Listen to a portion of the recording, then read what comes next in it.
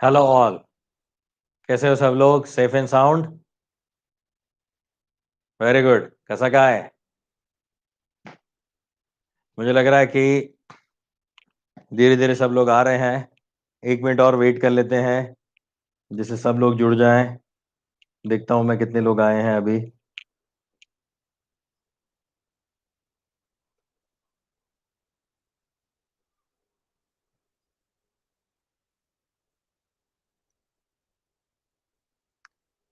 एकदम मजेत।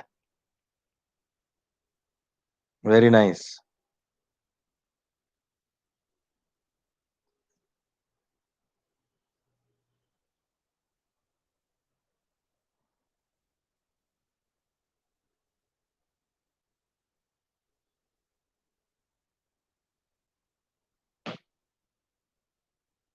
ओके, चलो काफी लोग आ गए हैं।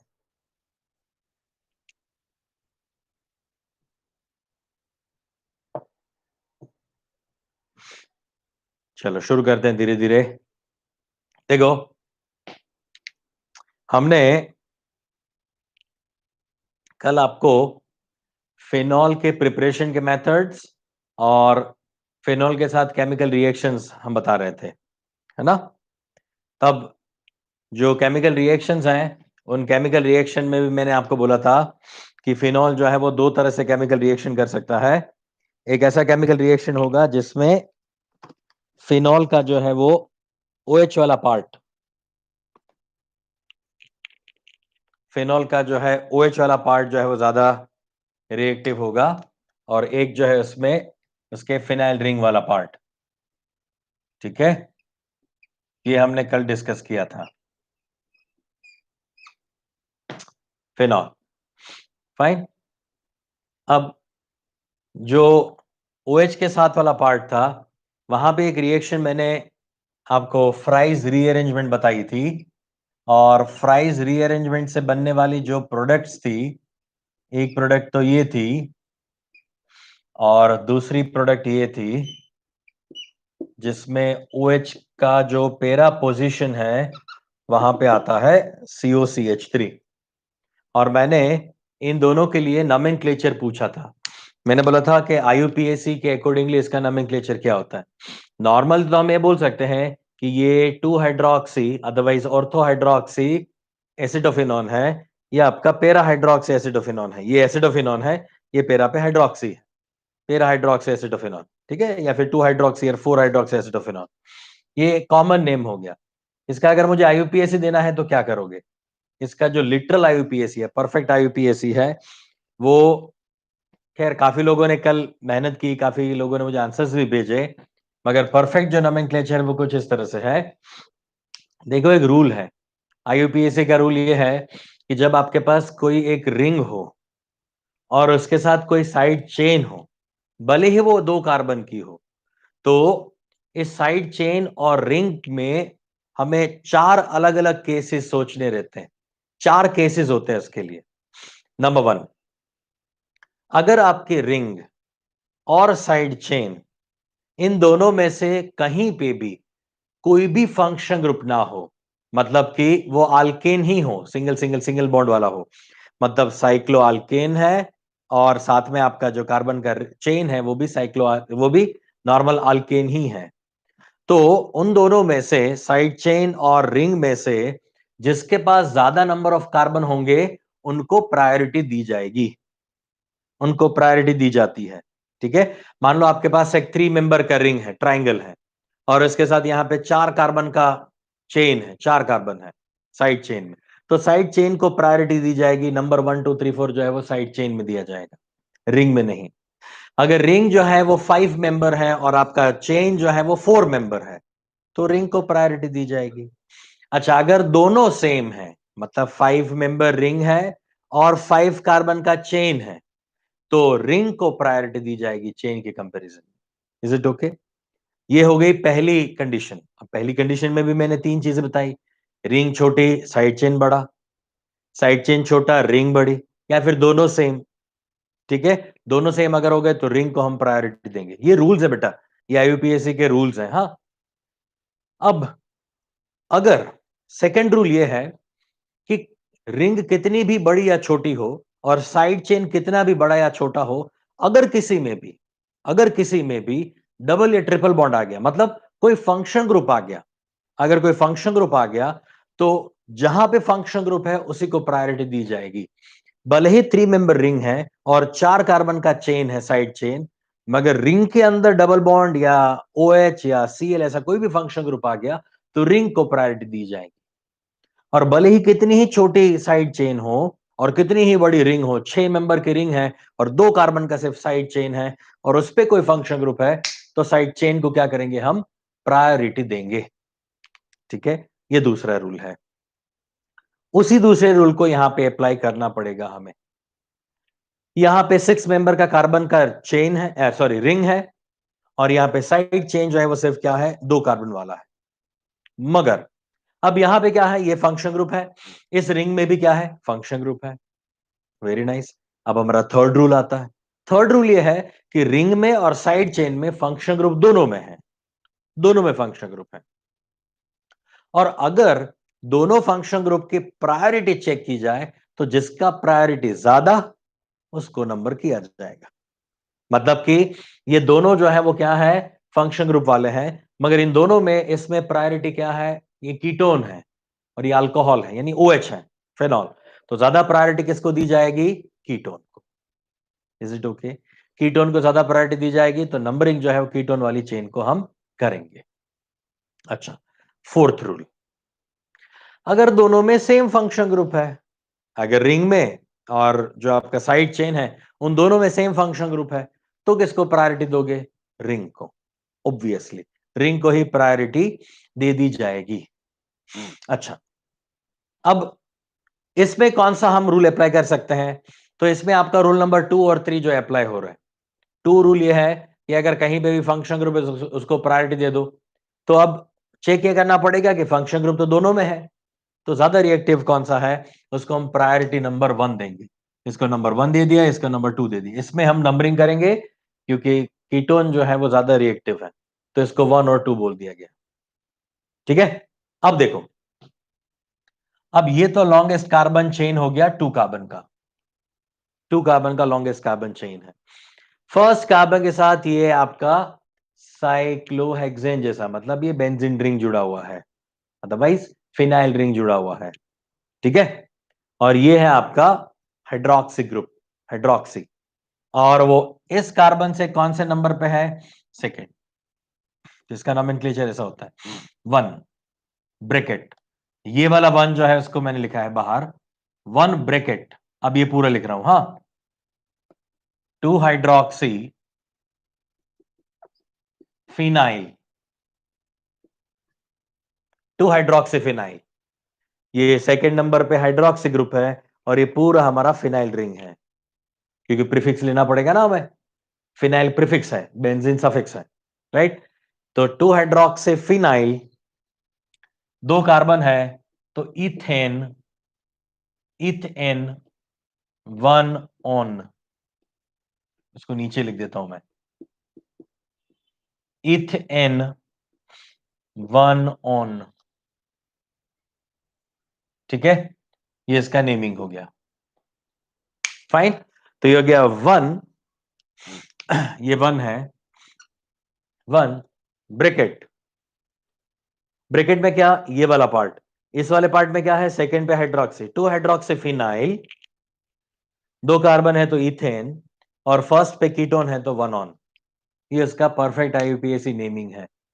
याद रखना, ये एग्जाम में पूछा जा सकता है, कॉम्पिटिटिव एग्जाम में, क्योंकि CBSE में बोर्ड्स में तो पूछा जा चुका है, ये आ चुका है काफी टाइम पहले, कॉम्पिटिटिव एग्जाम में अब तक नहीं आया, आ सकता है। नेक्स्ट वन, नेक्स्ट वन में भी वही कहानी, इसको नंबर 1 देंगे, इसको नंबर 2 देंगे। ये हमारा लॉन्गेस्ट कार्बन चेन है, मगर ये 1 2 3 और 4 पे हाइड्रोक्सी है, तो डिफरेंस सिर्फ इतना ही होगा, 1 bracket 4 hydroxy phenyl bracket over ethane 1 on, कोई फर्क नहीं, सेम टू सेम, सेम ऊपर जो है वही नाम हो जाएगा, सिर्फ डिफरेंस क्या है, 2 की जगह पे 4, 4 hydroxy phenyl ethane 1 one. Is it okay? इसका नोमेनक्लेचर समझ में आया? ये क्लियर हुआ सबको? ये IUPAC के रूल्स के बेस पे था। ये रूल ज्यादातर लोग जो है वो पता ही नहीं होता उन लोगों को, जो पढ़ते हैं उनको भी नहीं, पढ़ाते हैं उनको भी नहीं, इसलिए इसमें बहुत गड़बड़ हो जाती है। मगर कॉम्पिटिटिव एग्जाम के लिए बहुत ही काम की चीज है। पता नहीं अब तक क्यों नहीं पूछा उन्होंने, पूछना चाहिए, अच्छा क्वेश्चन है ना? Got it? तो अब याद रख लो इस चीज को, जब भी वापस आएगा तो याद कराऊंगा मैं। So this is 1 bracket 2 hydroxyphenyl ethane 1 one. Is it okay? चलिए, मेरे ख्याल से अब काफी लोग जुड़ चुके हैं, तो आगे बढ़ते हैं हम। हमने कल केमिकल रिएक्शंस जो बताई थी, उन केमिकल रिएक्शंस में जो नेम रिएक्शंस थे वो हम कर रहे थे। एक हमने किया था कॉल्बे-स्मिथ रिएक्शन। कॉल्बे-स्मिथ रिएक्शन में हमने फिनॉल का सैलिसिलिक एसिड में कन्वर्जन किया था, है ना? अब मैं आपको उन सैलिसिलिक एसिड से क्या क्या चीजें बन सकती है उसके बारे में इंफॉर्मेशन दे रहा हूं। तो यहां पे टाइटल दे देता हूं मैं, reaction with salicylic acid. Reaction with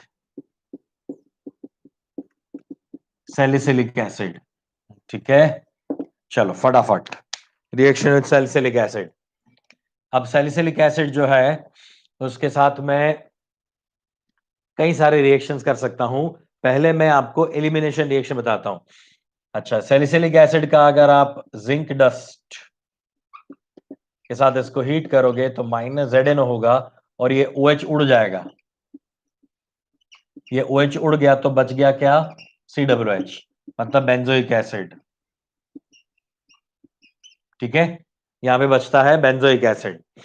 okay, next reaction है, इसी के साथ सारे रिएक्शंस मैं बता रहा हूं यहां पे। नेक्स्ट रिएक्शन है सोडामाइड के साथ, NaOH प्लस CaO। जानते हो ना, अभी हमने फिनॉल जब बनाया तब क्या था बताइए?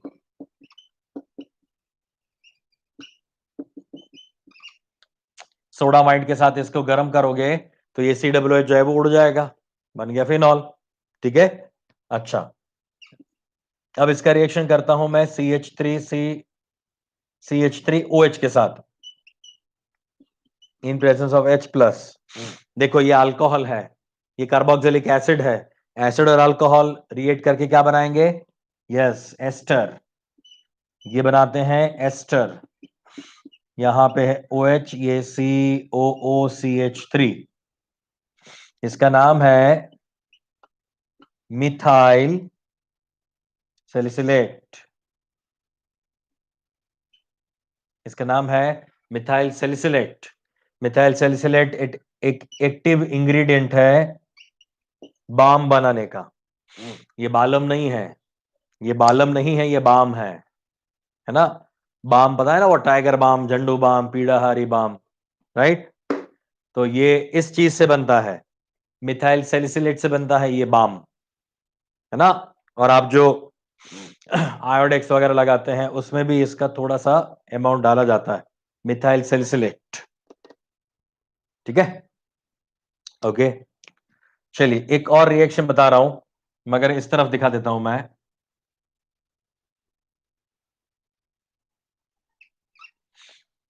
इसका मैं अब रिएक्शन करने जा रहा हूं CH3CO ट्वाइस O के साथ, एसिटिक एनहाइड्राइड।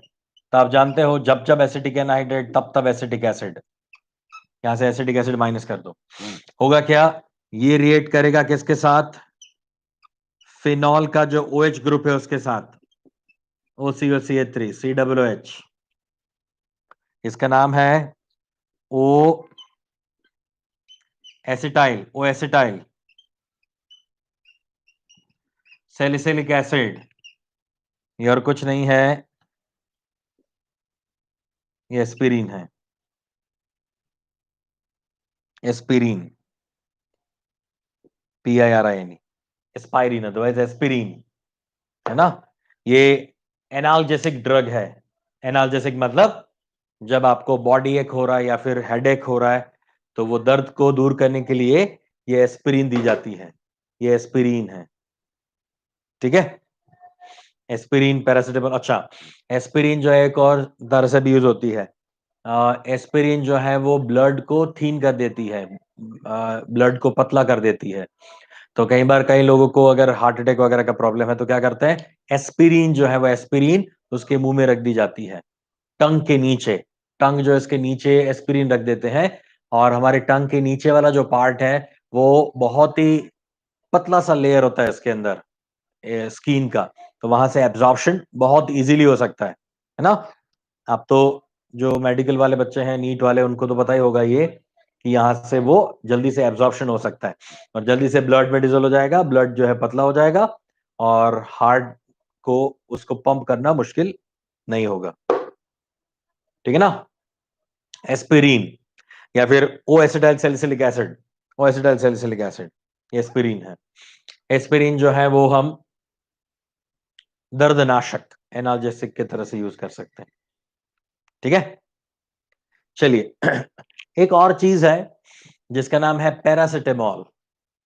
पैरासिटामोल, पैरासिटामोल जो है वो भी फिनॉल वाला ही कंपाउंड है, उससे भी फिनॉल होता है, मगर खैर उसको बनाने का कोई तरीका अभी हम नहीं बताएंगे, उसका प्रिपरेशन का कोई मेथड नहीं है, अमाइंस कंपाउंड में वो आएगा। मगर मैं स्ट्रक्चर आपको बना के दे देता हूं इसका, पैरासिटामोल का, वो स्ट्रक्चर हटा देते हैं हम।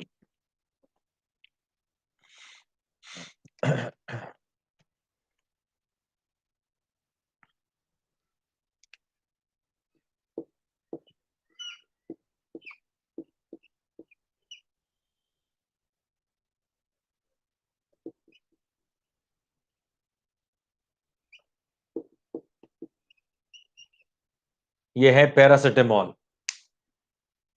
ये है पैराहाइड्रोक्सी, ये है पैराहाइड्रोक्सी एन एसिटाइल एनिलीन, अदरवाइज एसिटानिलाइड, पैराहाइड्रोक्सी एसिटानिलाइड, इसको एसिटानिलाइड बोलते हैं, पैराहाइड्रोक्सी एसिटानिलाइड। ये है पैरासिटामोल, पैरासिटामोल ये है एंटीपायरेटिक एंड एंटी पायरेटिक, मतलब है कि जो बुखार, पायरेशिया का मतलब होता है आग, शरीर में जो बॉडी के अंदर जो आग लगी है उसको ठंडा करने के लिए यूज होता है पैरासिटामोल। एनाल्जेसिक भी है और एंटीपायरेटिक भी है, दोनों तरह से काम करता है, ठीक है। मिटा दें इसको। तो ये है reaction with salicylic acid, salicylic acid से ये 3-4 रिएक्शन आपको याद रखने, मिटा दें।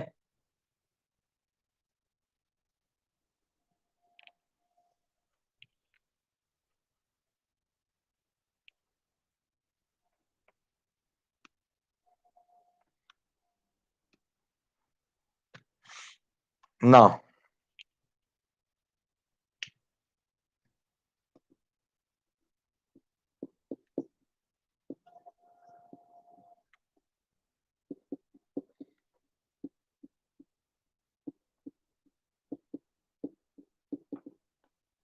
गैटामेन एल्डिहाइड सिंथेसिस, गैटामेन एल्डिहाइड सिंथेसिस। गैटामेन जो है वो काफी वेल नोन साइंटिस्ट है। HCN और HCl को जब मिक्स करोगे तो इसके मिक्स करने पे आपको ये मिलेगा HN double bond CHCl। Actually क्या है, HC ट्रिपल बॉन्ड N होता है, ये बॉन्ड ब्रेक होगा, nitrogen minus carbon plus, nitrogen minus हो जाएगा, कार्बन प्लस हो जाएगा, तो इसका हाइड्रोजन जो है वो नाइट्रोजन के साथ और ये क्लोरीन जो है वो कार्बन के साथ आ जाएगा। आप लिख सकते हो ना NH CH, ये CH और Cl, NH double bond CHCl, right. इस तरह का मुझे ये एक इंटरमीडिएट मिल रहा है, वो बना कैसे वो मैंने बता दिया आपको।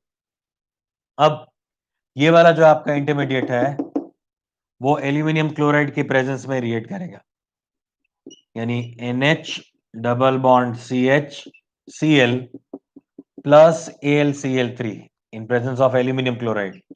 Now what happened? This NH double bond CH becomes positively charged and AlCl4 minus. This is now electrophile.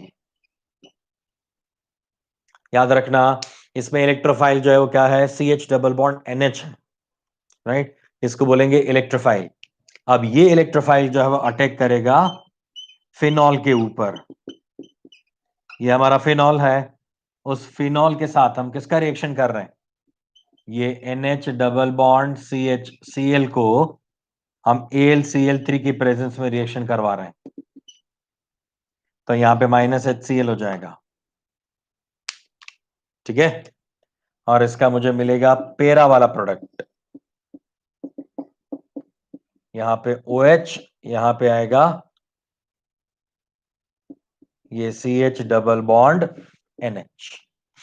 Listen, ये प्लस जो CH प्लस है वो इस बेंजीन रिंग के पेरा पोजीशन पे, ऑर्थो पे भी जा सकता है, पेरा पे भी जा सकता है, मगर पेरा वाला आपका मेजर प्रोडक्ट होगा, क्योंकि इतना बल्कि ग्रुप ऑर्थो पे आएगा तो ये OH के साथ उसका क्या होगा? स्टेरिक हिंड्रेंस, अवकाशीय अवरोध होगा वहां पे, स्टेरिक हिंड्रेंस। इसलिए कहां पे जाएगा वो? पेरा पोजीशन पे जाएगा। इस कंपाउंड का करो हाइड्रोलिसिस। इसको हाइड्रोलाइज करोगे तो यहां से ये बॉन्ड ब्रेक होगा, यहां पे आएगा O और यहां पे HH। यहां पे O आएगा और यहां पे आएगा HH। इसको मैं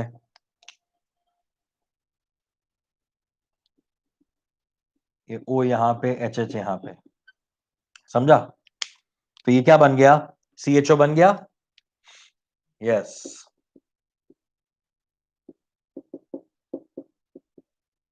नीचे बन गया CHO प्लस, मुझे मिल गया NH3। लुक, ये NH था, दो हाइड्रोजन आ गए NH3। ठीक है ना?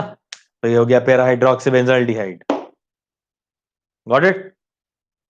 तो इस तरह से हमें ये मिल सकता है गेटरमैन कॉच या गेटरमैन एल्डिहाइड सिंथेसिस से पैरा हाइड्रोक्सी, यानी फॉर्माइलेशन है। ये फॉर्माइलेशन बोले तो फॉर्माइल, CHO ग्रुप का इंट्रोडक्शन। Got it? चलो इसको देख लो फटाफट, एक मिनट दे रहा हूं आपको।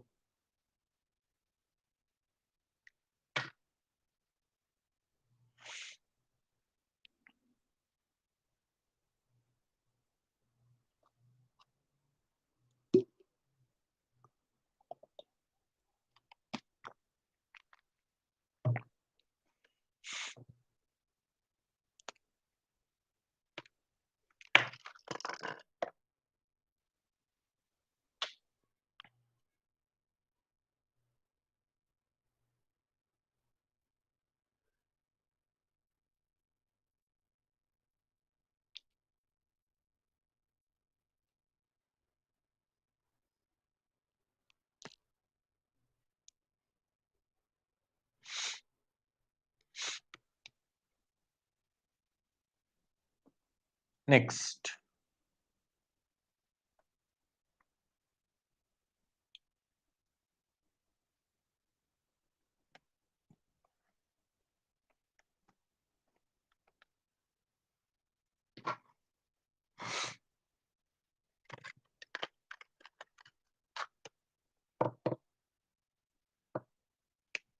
नेक्स्ट इज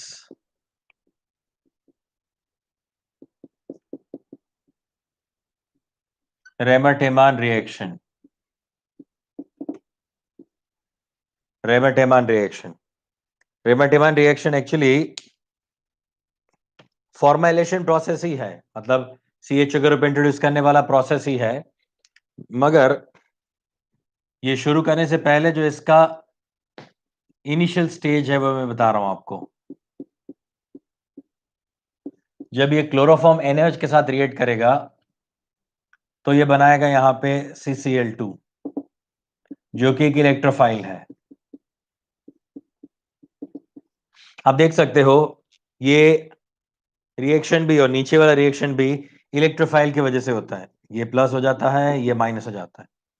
अब क्वेश्चन ये होगा आपको शायद कि गटरमैन में तो क्लियर कट दिख रहा था कि ये कार्बन पॉजिटिवली चार्ज बन रहा है, यहां पे कहां दिख रहा है?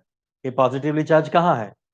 मगर पॉजिटिवली चार्ज नहीं है, मगर ये कार्बन के पास ऑक्टेट तो कंप्लीट नहीं है ना, ये इलेक्ट्रॉन डेफिशिएंट है, इसलिए उसको क्या बोला जाएगा? इलेक्ट्रोफाइल बोला जाएगा। हुआ क्या यहाँ पे? एक Cl जो है वो किसके साथ गया? Na के साथ गया, और यहाँ का एक H जो है वो OH के साथ गया, मतलब मुझे यहाँ पे मिलेगा NaCl प्लस H2O। ये मुझे मिल रहा है यहाँ पे डाई क्लोरो कार्बीन। ये मैं आपको इसलिए बता रहा हूं क्योंकि जेई और नीट दोनों में ये क्वेश्चन पूछा जा चुका है कि रेमंड टिमान रिएक्शन में इलेक्ट्रोफाइल कौन सा है। नीचे ऑप्शंस दिए थे, डाइक्लोरोकार्बीन, कार्बीन, ऐसा करके आपको एग्जांपल्स दिए थे, है ना, ऑप्शंस दिए थे। तो dichlorocarbene is the electrophile involved in Reimer Tiemann reaction, otherwise Reimer Tiemann reaction. ठीक है, चलिए देखते हैं होता क्या है। सेम वे यार, वही होगा जैसे यहां पे ये इलेक्ट्रोफाइल अटैक कर रहा था ऑर्थो या पैरा पोजीशन पे, यहां पे भी ऐसे होता है, OH के ऑर्थो पैरा पोजीशन पे वो अटैक करेगा। ओके, चलिए देखते हैं। यह है फिनॉल, फिनॉल के साथ अब ये CCl2 जो है वो अटैक करेगा, या फिर मैं ऐसे बता सकता हूं इसको, ऐसे लिखो ना, क्लोरोफॉर्म प्लस NaOH और उससे बनता है CCl2। ये हमारा इलेक्ट्रोफाइल है, इसको अलग से दिखाते हैं। इस पे ये रिएक्ट करेगा, यहाँ पे NaCl और वाटर जो है वो माइनस हो जाएगा। तो रिएक्ट करेगा तो क्या होगा, यहाँ पे OH है, अभी अटैक किस पे करेगा, इस ऑर्थो पोजीशन पे अटैक करेगा। अगर मान लो यहाँ पे ऑर्थो पोजीशन पे अटैक कर रहा है तो ऑर्थो पे ऑलरेडी एक हाइड्रोजन तो है ही ना है ना, तो वो हाइड्रोजन का क्या होगा, वो हाइड्रोजन जो है वो इसके साथ आ जाएगा।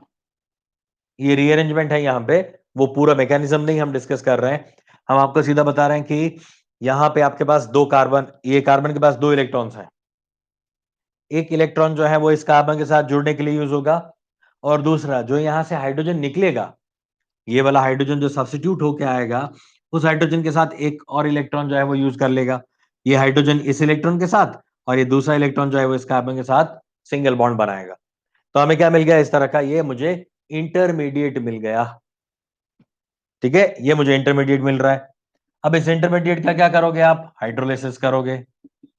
जब हाइड्रोलाइज करोगे तो आप देख सकते हो यहां पे दो क्लोरीन है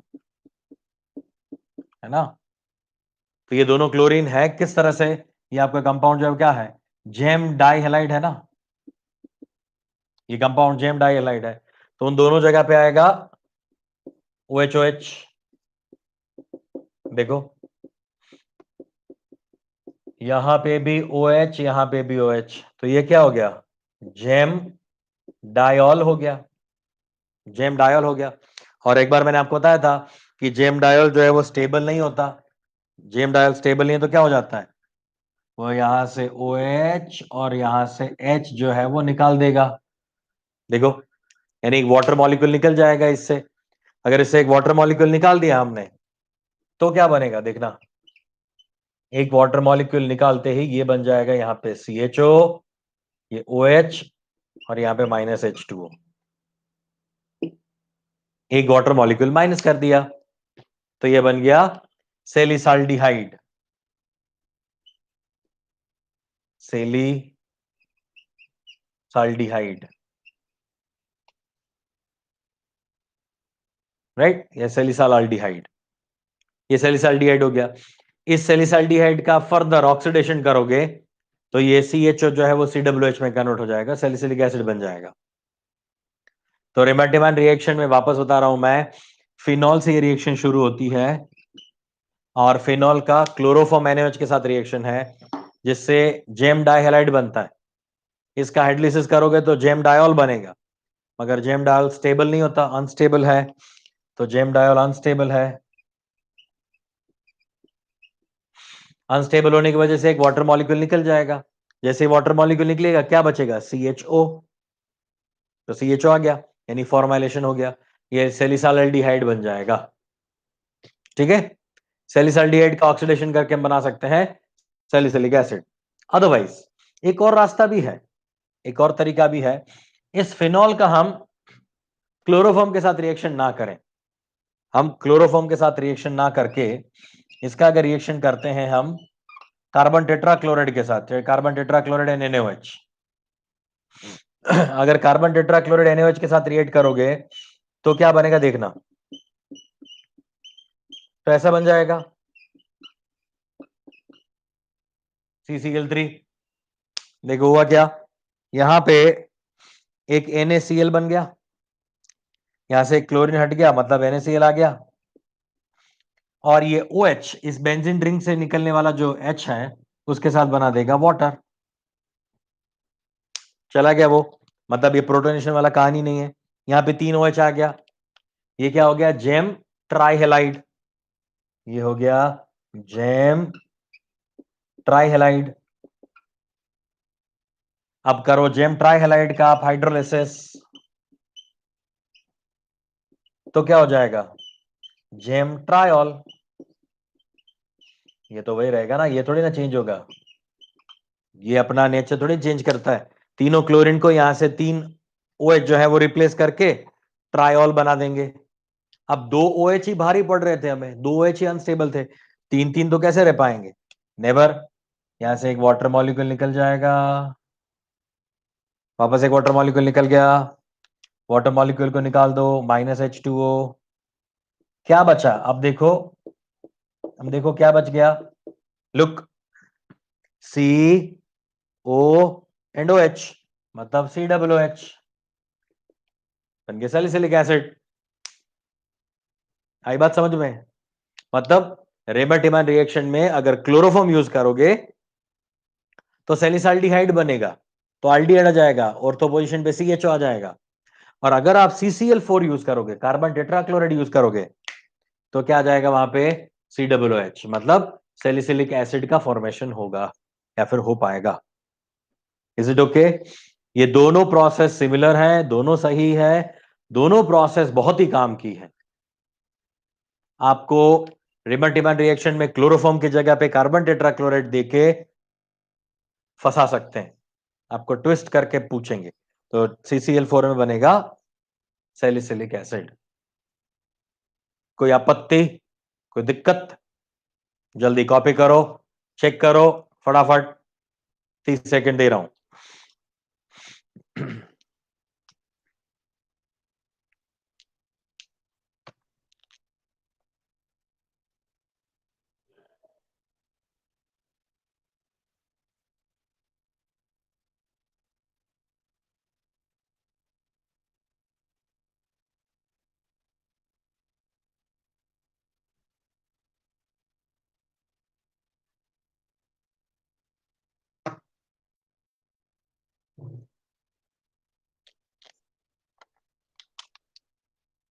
डन।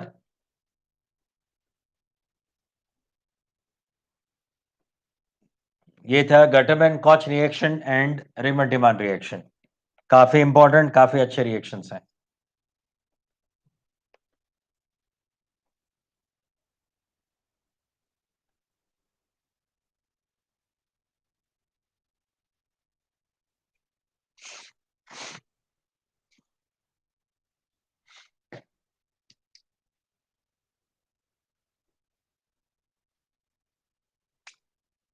ओके, चलिए अब चलते हैं ईथर की ओर। इस चैप्टर का लास्ट टॉपिक ईथर, बहुत ही सिंपल है। ईथर जो है वो केमिकली काफी इनर्ट है, वो जल्दी से किसी भी एसिड या बेस के साथ रिएक्शन नहीं करता, उसके साथ सब्स्टिट्यूशन रिएक्शंस करना भी मुश्किल होता है, मगर ईथर जो है वो स्ट्रॉन्ग एसिड या स्ट्रॉन्ग बेस के साथ रिएक्शन कर सकता है। तो पहले तो हम क्या करते हैं, जो हमारा नॉर्मल मेथड है, पहले तो देखेंगे GMP, journal methods of preparation, GMP of ether. GMP of ether आप जानते हो, हमने एक मेथड, आपको 2 मेथड खैर बता दिए हैं, एक विलियमसन सिंथेसिस है और दूसरा जो है वो Ag2O वाला मेथड है। वो 2 मेथड ऑलरेडी आपके पास है, तो वो मैं डिस्कस नहीं कर रहा हूं।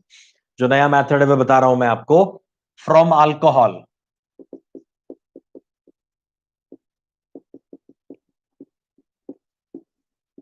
अल्कोहल से बना रहे हैं, अल्कोहल से कैसे बनाओगे,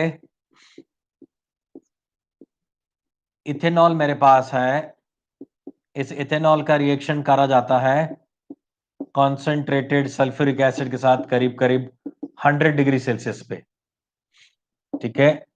100 डिग्री सेल्सियस पे करोगे, यहां पे वाटर मॉलिक्यूल माइनस होगा और आपको मिलेगा CH3 CH2O SO3H, इसका नाम है इथाइल हाइड्रोजन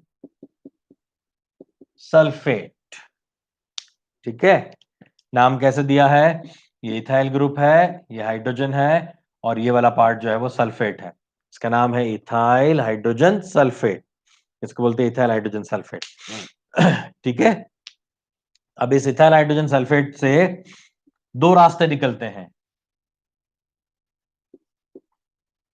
दो रास्ते हैं।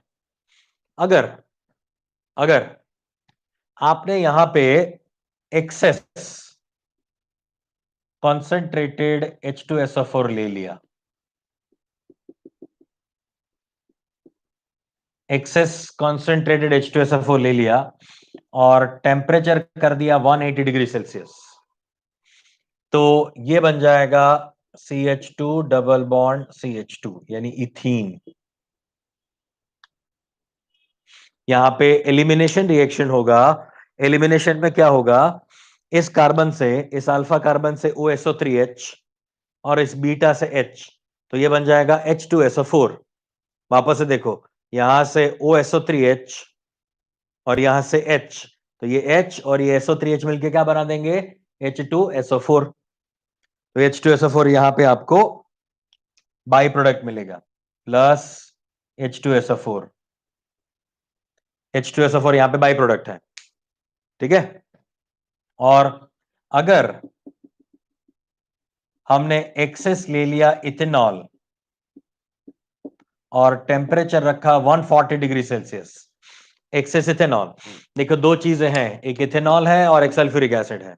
अगर आपने सल्फ्यूरिक एसिड एक्सेस ले लिया इसके साथ तो इथीन बन गया, मगर जब आप अल्कोहल इसके साथ एक्सेस लोगे तो होगा तो यही, ये वाला पार्ट, ये OSO3H जो है वो इस H के साथ रिएक्ट करके एसिडिक सल्फ्यूरिक एसिड बना देगा, यानी हमें यहां पे एज अ बाई प्रोडक्ट मिल सकता है सल्फ्यूरिक एसिड, और ये जो है ये हमारा हो जाएगा ईथर। इसका नाम है डाई इथाइल ईथर, आपको मिल जाएगा डाई इथाइल ईथर। टेम्परेचर कितना? 140 डिग्री, लो टेम्परेचर पे ईथर, हाई टेम्परेचर पे इथीन। और ऐसा एक अरेंजमेंट कर दिया जाए कि जिसमें एक बीकर ले लिया, यानी एक आप राउंड बॉटम फ्लास्क ले लो, एक फ्लास्क ले लिया, उस फ्लास्क में मैंने डाल दिया सल्फ्यूरिक एसिड एंड इथेनॉल और उसको मैंने गर्म किया 100 डिग्री पे। 100 डिग्री पे गर्म करोगे तो क्या बन जाएगा? ये बन जाएगा। अब मैं क्या करूं, उसमें ड्रॉप वाइज, मान लो मैं ऐसे दिखा देता हूं आपको, देखो मान लो हमारे पास ये एक बीकर है या फिर फ्लास्क है, उसमें मैंने सल्फ्यूरिक एसिड और इथेनॉल का मिक्सचर ले लिया है।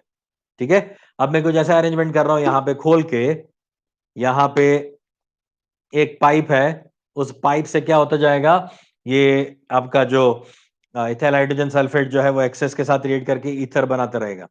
यहां से इस पाइप से मैं ईथर को बाहर निकाल रहा हूं और यहां पे क्या कर रहा हूं, यहां पे मैं ऐसे कर रहा हूं कि यहां से इथेनॉल ऐड करते जाऊंगा, इसको खोल के, वेसल को खोल के यहां पे इथेनॉल ऐड करता जाऊंगा। यहां पे मिक्सचर जो बन रहा है वो क्या है? Ethyl hydrogen sulphate, ethyl hydrogen sulphate है, और यहां से क्या बनता जाएगा? ईथर बनता जाएगा, ईथर बाहर आता जाएगा, अल्कोहल डालते जाओगे, ईथर बाहर आता जाएगा। सल्फ्यूरिक एसिड तो कैटलिस्ट है, क्यों? क्योंकि शुरू में यूज किया था, एंड में वापस मिल गया, वो तो कैटलिस्ट है। तो आपको क्या मिलेगा? अल्कोहल डालते जाओ, ईथर मिलता जाएगा, अल्कोहल डालते जाओ, ईथर मिलता जाएगा। इसको बोलते हैं continuous etherification process, continuous etherification process. ठीक है, तो ऐसा क्वेश्चन पूछते हैं, what is the intermediate of continuous etherification process? तो ये इंटरमीडिएट है बेटा, ये आपका रिएक्शन इंटरमीडिएट है। इसमें आपको क्या मिल रहा है? यहाँ पे इथाइल हाइड्रोजन सल्फेट मिल रहा है, CH3CH2OSO3H, इथाइल हाइड्रोजन सल्फेट। ठीक है ना, ये इसका क्या हो गया? रिएक्शन इंटरमीडिएट हो गया। और ये इंटरमीडिएट बना कैसे? सल्फ्यूरिक एसिड और इसके साथ रिएक्शन होके बना है। देखो दिखाता हूं मैं, यहां पे कोई भी ले लो, ROH, सल्फ्यूरिक एसिड क्या होता है? ये सल्फ्यूरिक एसिड है। अब सल्फ्यूरिक एसिड में क्या होगा? देखो यहां से आ गया ये H, ये आ गया OH, इतना वाटर मॉलिक्यूल के फॉर्म में निकाल दिया हमने, क्या बच गया? R, मतलब इथाइल। OSO3H, ये रहा OSO3H, इथाइल हाइड्रोजन सल्फेट। ठीक है, इस तरह से बनता है ये इंटरमीडिएट। क्लियर हो गया सबको? राइट, तो ये इंटरमीडिएट है, ये क्वेश्चन पूछा जा सकता है, सिंपल क्वेश्चन है मगर अच्छा क्वेश्चन है। ठीक है, चलो सेकंड और थर्ड मेथड आपको पता है, विलियमसन। इन थर्ड मेथड है ड्राई Ag2O। कई बार बोला है मैंने, ड्राई Ag2O लोगे तो आपको ईथर मिलेगा। अगर मॉइस्ट Ag2O लोगे किसी भी अल्काइल हैलाइड के साथ तो वो बनाएगा अल्कोहल। ठीक है, तो ये मेनली तीन मेथड्स हैं ईथर को बनाने के लिए, प्रिपरेशन के मेथड्स हैं। Got it? चलो मिटाते हैं इसको, जल्दी फटाफट एक बार देख लो, तब तक मैं आपके क्या क्या कमेंट्स है वो देख लेता हूं।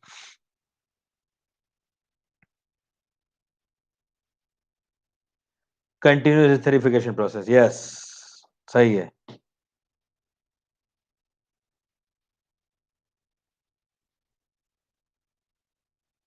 ओके, वेरी नाइस, इसको अब मिटा देते हैं। ये general methods of preparation of ether हो गया। Now chemical properties of ether.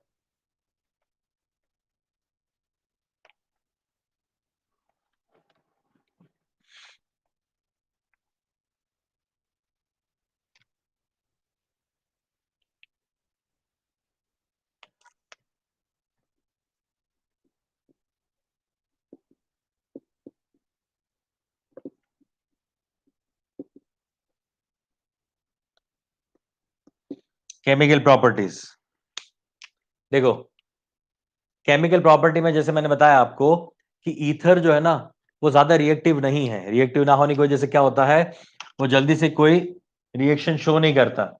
मगर स्ट्रॉन्ग एसिड बोले तो HCl, HBr और HI, खासकर HI जो है हाईली रिएक्टिव है, उसके साथ ईथर जो है वो केमिकल रिएक्शन कर सकता है। तो हम दिखाते हैं उसके लिए रिएक्शंस। तो पहला रिएक्शन जो है वो हाइड्रोलिसिस से दिखा रहा हूं मैं, CH3OCH3 डाइमिथाइल ईथर है, इसका रिएक्शन कर रहा हूं मैं HI के साथ, हाइड्रो आयोडिक एसिड के साथ रिएक्शन कर रहे हैं। तो इसमें क्या होगा, यहां से एक बॉन्ड ब्रेक होगा, ये O- और ये C प्लस के साथ जाएगा I- और इसके साथ जाएगा H, तो बन जाएगा CH3OH methanol plus methyl iodide.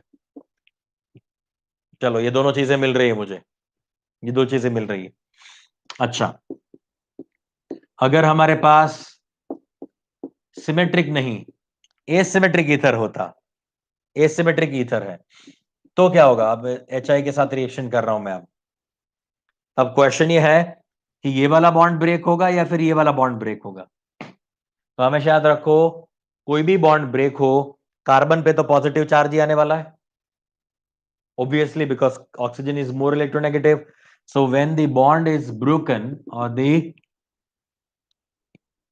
हेटेरोलाइटिक fission जब होगी, तब क्या होगा, जो ज्यादा इलेक्ट्रोनेगेटिव है वो माइनस और ये प्लस बन जाएगा। और सेकेंड पॉसिबिलिटी यहां पे दिखा देता हूं मैं, सेकेंड पॉसिबिलिटी है कि ये पॉजिटिवली चार्ज बन जाए। अब आपको डिसाइड करना है कि ये वाला कार्बोकेटायन ज्यादा स्टेबल होता है या फिर ये वाला, यानी लेफ्ट हैंड साइड वाला ज्यादा स्टेबल होता है या राइट हैंड साइड वाला।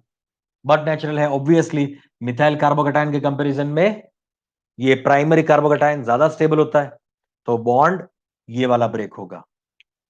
वापस से सुनो, वापस से देखो, जो कार्बोकेटायन ज्यादा स्टेबल है वही कार्बोकेटायन बनेगा। ये वाला बॉन्ड ब्रेक होने से प्राइमरी कार्बोकेटायन बन रहा है जो स्टेबल है इस कंपैरिजन में, यानी मिथाइल के कंपैरिजन में। तो ये वाला बॉन्ड ब्रेक होगा और आपको कंपाउंड ऐसा मिलेगा, देखो CH3CH2 प्लस प्लस ये OCH3 माइनस, सीधी सी बात है। तो इसके साथ आ जाएगा क्या, आयोडीन, और इसके साथ क्या आएगा, H। हम तो HI के साथ रिएक्शन कर रहे हैं, तो यहाँ पे आयोडीन आ गया, यहाँ पे H आ गया। तो ये याद रखो, दिस इज मोर स्टेबल। तो जो इंटरमीडिएट ज्यादा स्टेबल है वही आपको प्रोडक्ट बना के देगा। Is it okay? चलो एक और एग्जांपल लेते हैं तो ये और समझ में आ जाएगा. Let's say if I have this compound और दिस ईथर,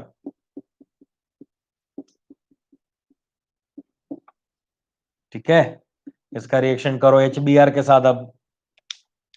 अब आपको दिमाग में ही सोच लेना है कि ये वाला बॉन्ड अगर मैं ब्रेक कर रहा हूं तो ये कार्बोकेटायन बन रहा है जो कि प्राइमरी कार्बोकेटायन है, और अगर ये वाला बॉन्ड ब्रेक कर रहा हूं तो यहां पे कार्बोकेटायन बन रहा है जो सेकेंडरी कार्बोकेटायन है. ऑब्वियसली सेकेंडरी कार्बोकेटायन ज्यादा स्टेबल होता है. सेकेंडरी कार्बोकेटायन ये माइनस, ये वाला पॉसिबल ज्यादा है. चलिए तब इसके साथ रिएक्शन करते हैं. CH3 CH2OH प्लस Br इसके साथ जाएगा. So you will get this 2 bromopropane. आई बात समझ में? तो जब ये ईथर को ब्रेक करोगे, हाइड्रोलाइज करोगे, तो इस चीज को याद रखना. अच्छा, अगर बेंजीन रिंग है, उसके साथ OH है यानी O है, और यहां पे आपका ग्रुप है आइसोप्रोपाइल, और ये बेंजीन रिंग है ना. इसका रिएक्शन करता हूं मैं HI के साथ, ये HCl HBr किसी के साथ भी. तो अब क्या होगा? अब सुनो, जब भी ये रिंग आती है, बेंजीन रिंग आएगी, तब ये ऑक्सीजन इस बेंजीन रिंग के साथ ही रहेगा. ऑक्सीजन वाला ये वाला यानी ऑक्सीजन और बेंजीन रिंग वाला बॉन्ड हम ब्रेक नहीं कर सकते, सिर्फ यही बॉन्ड ब्रेक होता है. The reason behind oxygen is in resonance with benzene ring. आप जानते हो ना कि ऑक्सीजन के पास लोन पेयर होता है, वो बेंजीन रिंग के साथ रेजोनेंस में पार्टिसिपेट करता है. So this benzene ring and oxygen would have double bond character. Benzene ring और ऑक्सीजन के बीच में डबल बॉन्ड कैरेक्टर होगा, तो डबल बॉन्ड कैरेक्टर होने की वजह से वो बॉन्ड तो ब्रेक होगा ही नहीं, जबकि ये सिंगल बॉन्ड जो है वो ब्रेक हो जाएगा. सो यहां पे सेकेंडरी कार्बोकेटायन बनता है, फिर भी ये वाला बॉन्ड ही ब्रेक होगा, और ये O वाला बॉन्ड कभी ब्रेक नहीं होगा. तो सेकेंडरी बन रहा है, मान लो मिथाइल होता, CH3 होता, लिस्ट स्टेबल कार्बोकेटायन बनता, फिर भी ये वाला बॉन्ड ही ब्रेक होगा, ये नहीं होगा. हमेशा क्या बनेगा यहां पे? अगर बेंजीन रिंग के साथ OH है तो हमेशा एक प्रोडक्ट हमें मिलेगा फिनॉल, और दूसरा प्रोडक्ट मिलेगा हमें उसका हाइलाइट जो भी है CH3 ये हमेशा के लिए फिनॉल ही बनाएगा. तो एरोमेटिक कंपाउंड के लिए याद रखना, एरोमेटिक कंपाउंड में अगर OH है, NH है, कोई भी हो, नाइट्रोजन, ऑक्सीजन, जो इसके साथ क्या करता हो, रेजोनेंस करता हो, वो कभी भी बेंजीन रिंग से अलग नहीं होता, क्योंकि वहां पे डबल बॉन्ड कैरेक्टर होता है. इसलिए ये क्लियर हो गया. ये मैंने आपको बताया hydrolysis of ether, hydrolysis of ether बताया मैंने. ओके, चलिए अब चेक करते हैं हेलोजिनेशन ऑफ ईथर. चलो जल्दी फटाफट, ये 1 मिनट चेक कर लो, इसमें कोई डाउट है तो मुझे पूछ लो, जल्दी बताओ मुझे. चलो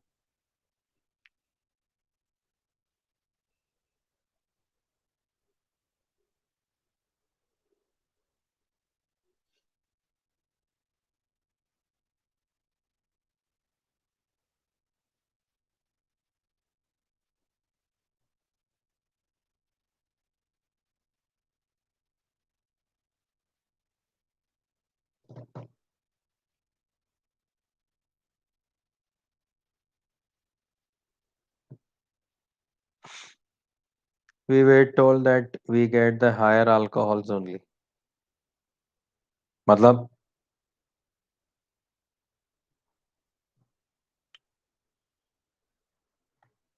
मैं समझा नहीं. 3 cheers.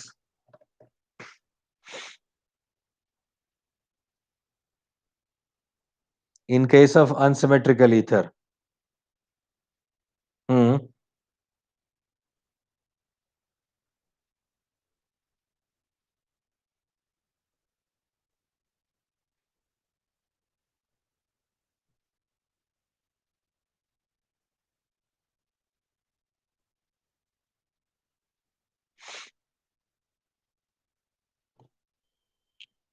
ठीक है, चलो वो आपका क्वेरी जो है मैं देख रहा हूं कई लोग और भी मैसेज किया है ना, ऐसा कुछ नहीं है। ज्यादा कार्बन के साथ OH होता है ऐसा कुछ नहीं है। High number of carbon atom alcohol नहीं। देखो इसमें दो ही मैकेनिज्म है। एक तो मैंने अभी बताया आपको, ये अगर आपके पास जहां पे बॉन्ड ब्रेक हो रहा है, मान लो मैं एक और एग्जांपल लेके समझाता हूं, चलो इसको मिटा देता हूं।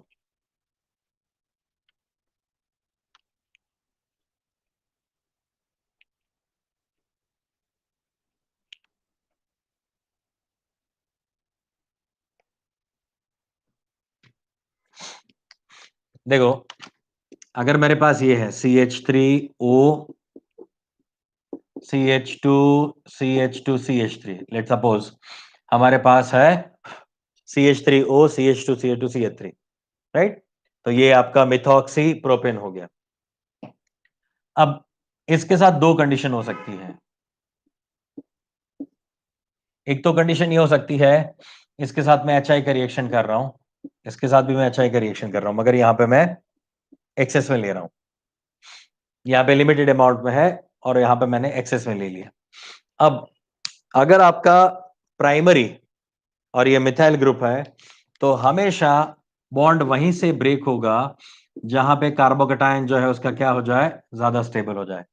क्योंकि ये जो मैकेनिज्म है, ये मैकेनिज्म आपकी SN1 SN2 के फॉर्म में चलेगी। SN1 SN2 की वजह से ये रिएक्शंस होते हैं। बॉन्ड ब्रेक हो गया तो कार्बोकेटायन का जनरेशन हुआ, मतलब ये सिंगल स्टेप हुआ। सेकेंड स्टेप पे हेलोजन उसका ऐड होगा, मतलब ये क्या है, टू स्टेप रिएक्शन है। तो ये क्या हो जाएगा, SN1 टाइप का रिएक्शन हो जाएगा। ठीक है, SN1 हो गया तो ये ज्यादा स्टेबल है, तो आपको ये मिलना चाहिए CH3OH plus CH3 CH2 CH2Cl plus CH3CH CH3OH, sorry CH3I। समझो इस चीज को बराबर।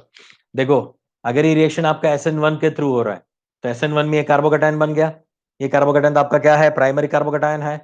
तो प्राइमरी कार्बोकेटायन ज्यादा स्टेबल होता है इस मिथाइल कार्बोकेटायन के कंपैरिजन में। अगर इसको ब्रेक किया तो मिथाइल कार्बोकेटायन बनता। प्राइमरी कार्बोकेटायन के साथ आयोडीन को लगाओगे तो ये मिल जाएगा, और प्राइमरी कार्बोकेटायन रीअरेंजमेंट होकर क्या बन जाएगा, सेकेंडरी कार्बोकेटायन बनाएगा, तो ये कंपाउंड बन गया।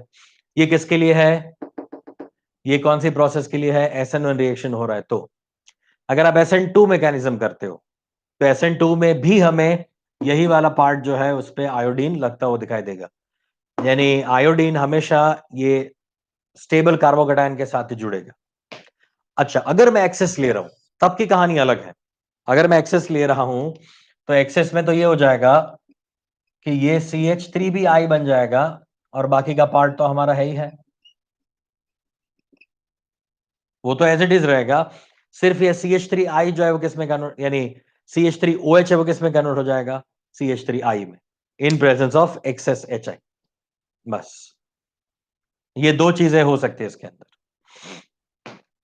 ठीक है, तो याद रखो more stable carbocation would get that halides. ठीक है, चलो और कोई क्वेरी है।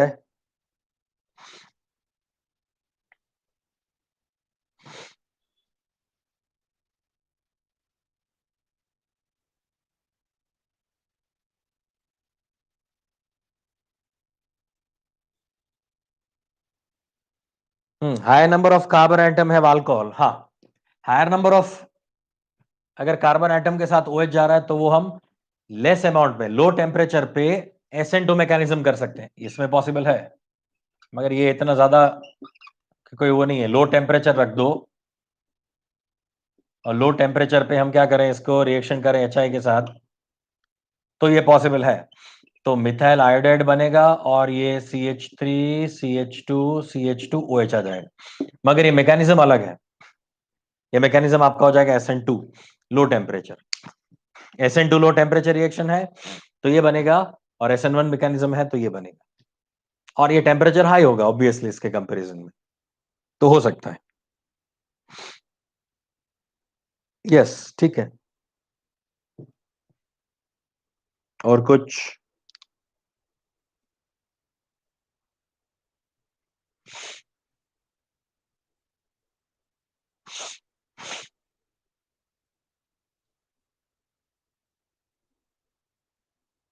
ठीक है, बाकी तो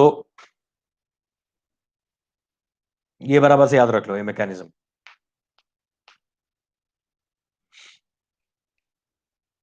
फाइन, चलिए अब आगे चेक करते हैं। अब आते हैं एक और चीज पे जिसको बोला जाता है इपॉक्साइड्स।